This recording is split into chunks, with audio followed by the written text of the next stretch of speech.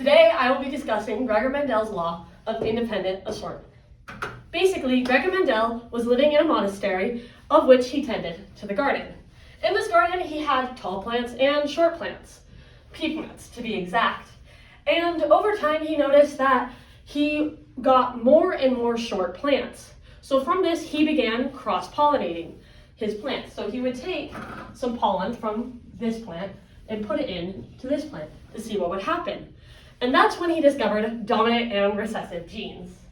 So a dominant gene we represent with a big T. This big T shows that it is a tall plant.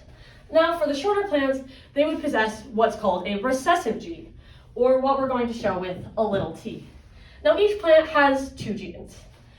For the short plants, they're going to have two recessive short little t's.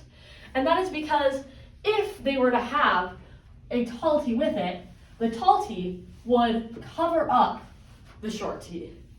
Now although a tall t and a big T and a little t produce a tall plant, we also can have two big T's that produce a tall plant.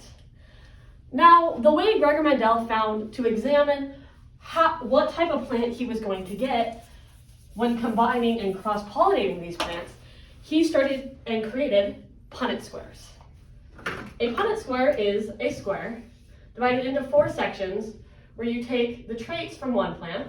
So in this case, we'll use our big T, little t, tall plant, and the traits from another plant. In this case, we'll use our little t, short plant, and we run the letter down the column. So in this case, we have a big T here and a big T here, a little t here and a little t here.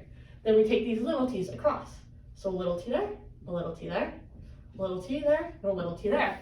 Now from that, we will have two plants that are short and two plants that are tall, meaning that there is a 50% probability that what these two plants combined would make is a short plant. Now, each time these two plants are combined, this has to be re-looked at and reassessed. And that is Gregor Mendel's law of independent assortment. Thank you.